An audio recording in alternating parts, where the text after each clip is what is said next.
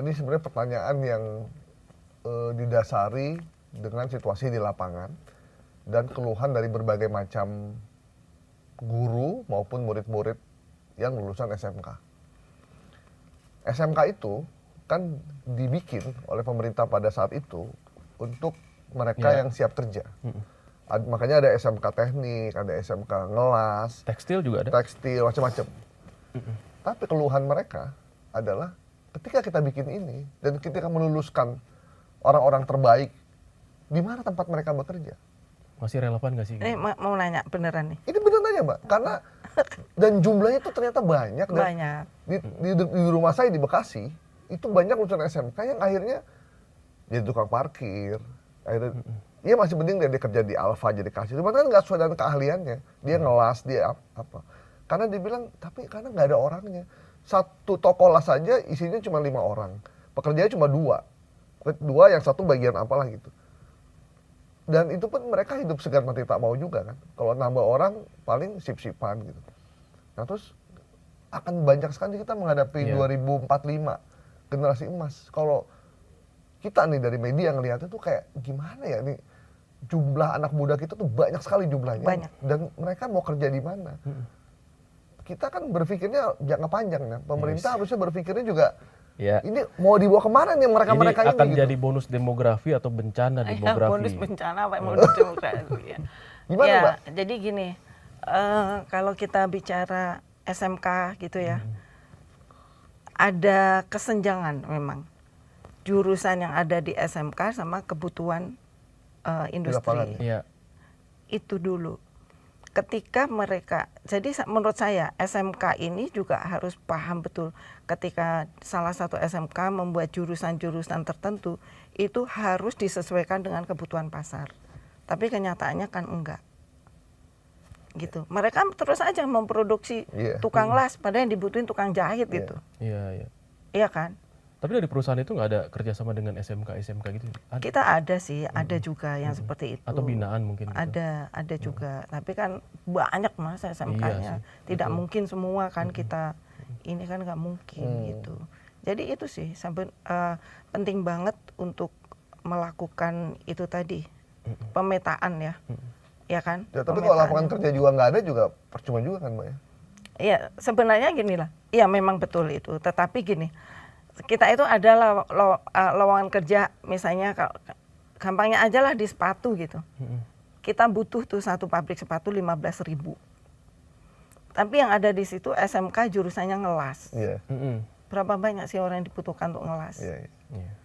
Nah akhirnya kan pengusaha itu kemudian melakukan training sendiri. Biasanya dalam 3 bulan tuh belum ada produktivitas yang mumpuni, sehingga ya itu jadi cost sebenarnya. Berarti SMK-nya harus menyesuaikan dengan kondisi kebutuhan di daerah situ. Iya, harusnya begitu, harusnya.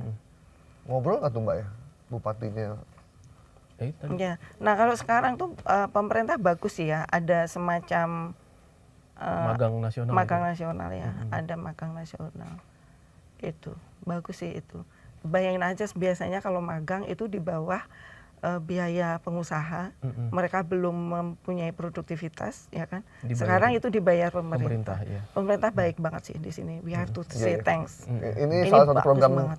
Terbaik nih maksudnya dibanding MBG maksudnya Hendri.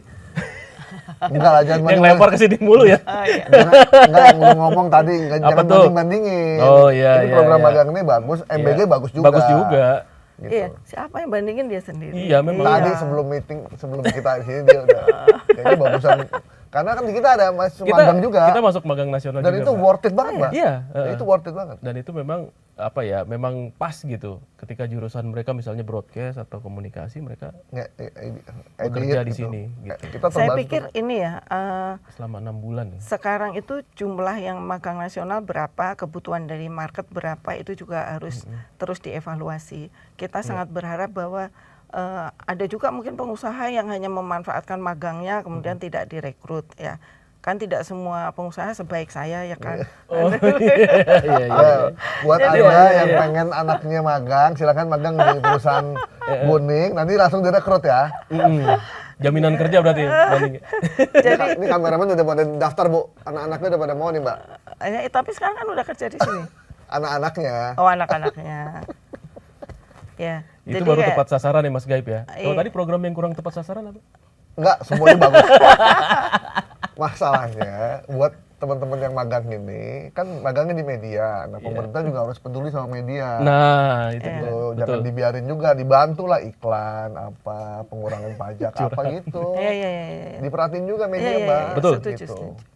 Sama sih dengan industri-industri padat karya ya. Mereka kan luar biasa tuh. Upah naik, industri padat karya itu kan a little bit fragile ya. Kalau misalnya upah naik ini, impactnya kan langsung Betul. banyak. Kalau industri padat modal cuma 100, 200, 500 Bener. orang. Ini satu pabrik 30.000 coba. Ya kan? Nah, Mbak, Kos paling besar itu ya apa Kak, yang Mbak butuhkan buruhnya ya. teman-teman pengusaha padat karya yang jadi pahlawan ini? Menurut saya ini pahlawan. Anak saya itu sekolah di Subang, boarding school. Suatu ketika kita menuju ke sekolahnya, itu macet total, Mbak. Ternyata pas jam 12 bubaran pabrik. Ya, anaknya sempat marah karena telat, saya bilang, kita nggak boleh marah. Ini mereka sedang bubaran pabrik, dan kita bersyukur sama perusahaan Korea. Saya lupa nama perusahaan Koreanya. Subang, di Subang, di kota Subang itu, perusahaan sepatu Korea, Mbak. Dia sudah memberikan manfaat buat warga Subang, dan itu rumah jadi kos-kosan, terus Multiplier UMKM-nya tumbuh banget. Jadi tiap jam 12 jam 1 kalau kita lewat situ kita beli makan dulu. Begitu mereka masuk baru kita Jalan lagi. melintas. Nah, apa yang dibutuhkan oleh teman-teman pengusaha padat karya ini supaya makin banyak menambah jumlah tenaga kerja, Mbak? Nanti saya sampaikan langsung ke Presiden Prabowo ya, sama Pak Teddy dan Pak Seskap. Dan juga Ini awas kalau dipotong ya. Awas kalau kalian potong ini harus diomongin, awas. dan Menteri Perindustrian ya. Betul. Siapa nih Menteri Perindustrian? Agus Gumiwang. Agus Gumiwang, lu kakak tahu. Menteri Perdagangan. Susah sekarang ngapalin menteri-menteri. Maksudnya jarang nongol gitu maksudnya. Ah kan, mulai lagi nih framingnya nih. Gawat. Bukan, mereka Ini cut ya nanti ya. mereka tuh bekerja dalam diam. Silakan, Mbak. Saya sih lebih tertarik ini tadi ya, bicara kita kayak Amdal Lalin. Bagaimana lalu lintas itu menjadi macet ketika ini apa namanya? Bubaran pabrik. Bubaran. Saya pernah sakit hati banget karena ada kepala daerah yang mengatakan kita mah nggak perlu padat karya kalau bikin macet kayak gini. Serius, Mbak? Serius. I was so sad. Lulusan mana tuh dicek, Bri? Terus saya bilang apa yang bakalan Anda lakukan gitu loh. Bapak lakuin apa kalau misalnya nggak ada pabrik ini gitu.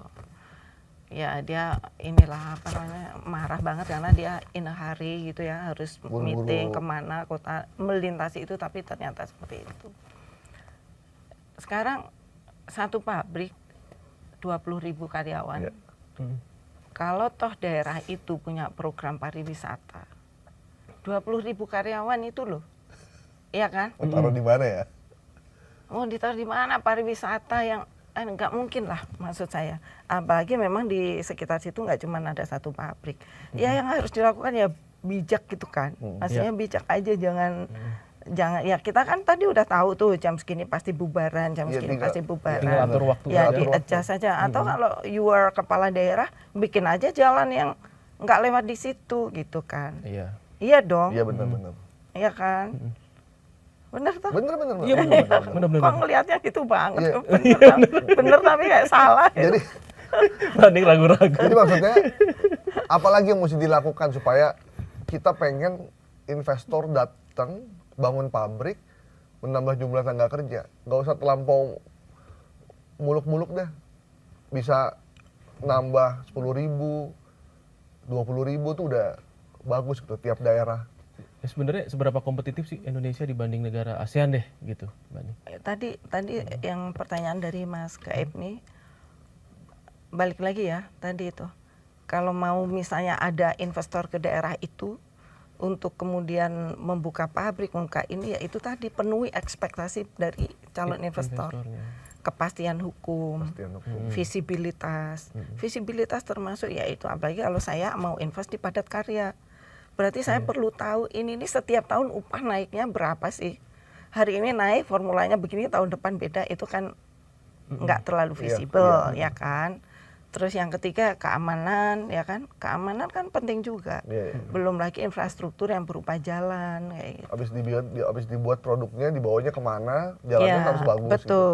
Betul, dan aman ya. Tapi ada nggak Mbak, kepala daerah yang punya visi usaha yang investor yang bagus? Jadi dia punya visi yang sempat Mbak temuin.